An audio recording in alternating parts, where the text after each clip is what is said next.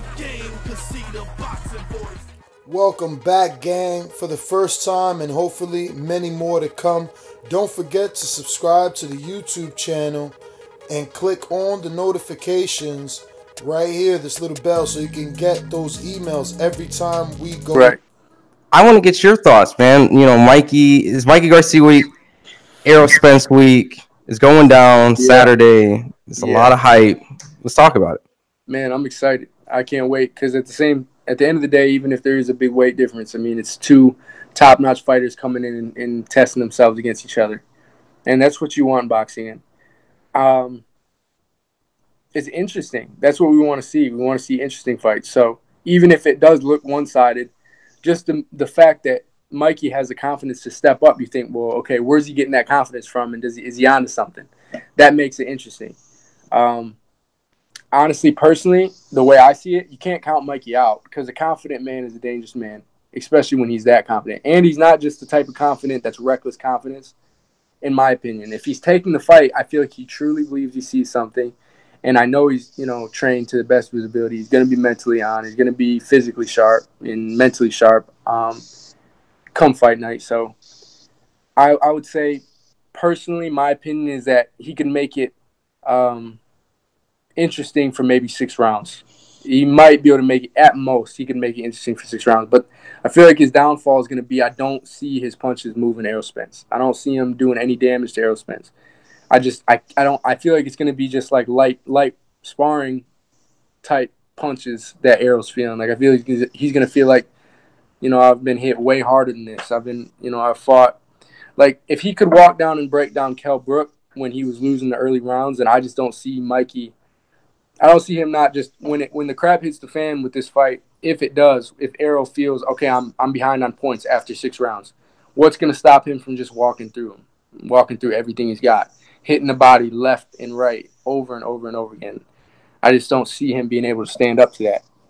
I have a hard time saying I predict a stoppage because Mikey is so game, and I just don't want to be the guy to count somebody out, count somebody's heart out, But on paper, it just seems like the only logical ways to end is a stoppage, But I would hate to see that because Mikey's one of my very favorite fighters. But if you're asking me my opinion, I gotta say I feel like he loses the decision, to be honest. So with that being said, like I guess I'll think of topics and then a chart. Who hits harder? I know that's a very obvious question. I guess we'll just go down the list of like who hits harder, speed, footwork, stuff like that. So the obvious one, in my opinion, is Errol Spence on power. Yeah, power, Errol Spence. Yep, power definitely is Errol Spence. What about speed? Speed. I mean, Errol's got quick hands. People say Errol's. I've heard people say in the past that Errol's slow in ways. Maybe foot speed maybe isn't the fastest, but as far as hand speed, he's pretty quick. So I think it's even. What about footwork? Who you think got the edge on footwork? To be honest, I think Mikey's got a slight edge on, just because he's going to have that advantage. I feel like just because he is a smaller, quicker guy, he's going to be able to move. Depending on how much weight he put on for this fight, though, we might not see the same foot speed because of the weight that he put on. Because any way you slice it, he had to gain a little bit of muscle mass to compete in this division. He had to. We're going to see how much so on the night. But I'd still say he probably has a little bit of an edge in foot speed. What about ring IQ? Who do you think has the better smarts outside of physical attributes? It's hard to say because Errol hasn't had a lot of opportunities to show his ring IQ. That's the thing. I feel like Mikey's had way more opportunities to show his ring IQ because he's had close to 40 fights. Errol's just had a few big fights, and he's been dominant in most of them. So as far as ring IQ goes, I'd say it's like I'd have to say Mikey, but just because he's had a chance to prove it.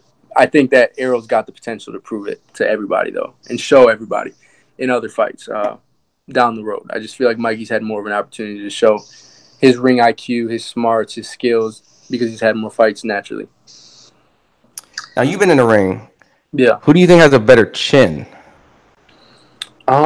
I think And maybe am I overlooking that statement by saying chin, maybe heart? Like, Hart. I don't know about Hart. I think both of them have iron wills. I think they're both mentally strong, and I think they both have iron chins. But I'd have to say Errol has got one of the best chins in the game, probably. I mean, he's the type of guy you can't even picture going down. Like, could you picture him getting hit and like going down on a knee? Like, I can't picture that. So I've seen him get hurt one time though in a fight. Which fight do you see like that tells you that Errol has a chin? Like just going off of his resume. Just even the shots that he like. Okay, he was in a firefight against Kell Brook, right? And at the beginning rounds, he took some good right hands, some good hooks, some good. He took every shot that Kell Brook could throw, and he's one of the biggest welterweights. I just think he's like strong chin like that. I just think he's got a strong neck, chin, head. He's just that type of bulldog, you know, that's got that tough chin. That's gonna have a tough egg to crack down the line. You know, he's gonna have a hard. He's gonna be the guy that's probably the hardest to get out of the ring. You know, in the welterweight division, hardest to get on the ground, hardest to drop on a one-punch knockdown. You know, I believe that, at least. So who do you think has the better defense? Since we clarify, like, you know, maybe who can take a shot better, who can avoid a shot better. I think Mikey's got the better defense, to be honest. I think Errol's defense, if you watch his fights, I feel like he's improving, but I think he's hittable. I think, like we said, I think his chin gives him a great advantage, and you know, it's a great attribute to him. And but I think defense-wise, Mikey has better. You know, he's better at maneuvering away from shots, I feel like. Now with the defense, I know Errol Spence is the bigger guy, but putting it together, who do you think has a better offense? They both have pretty strong offenses. They both do. I feel like combination punching, Errol's a great combination puncher and a great body puncher. But as far as, I'd say Errol has a slight edge in offense, but they both have great offense.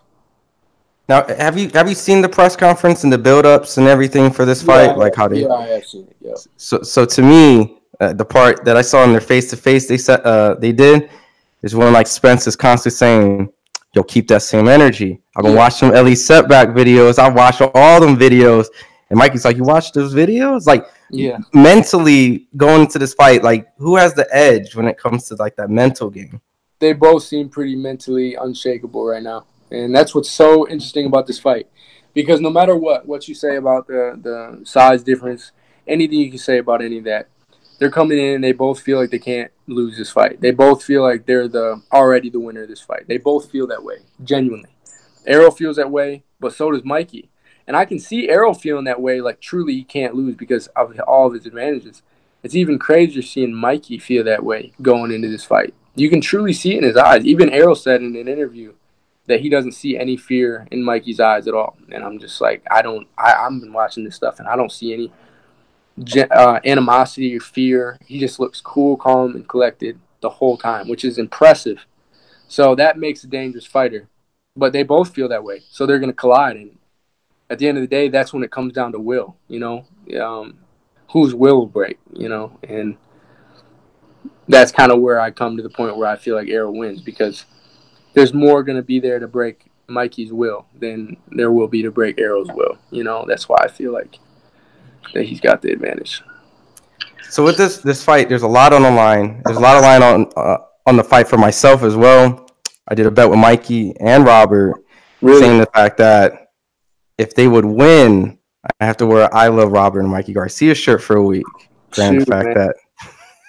But if they win, they have to wear a Boxing Voice shirt for a week. So in that case, you know, it comes down to the X factor, I think. Like, who has the it factor? Like, outside of all the little details and stuff we talk about, like, who just happens to just have the X factor just closes this, like, the whole show?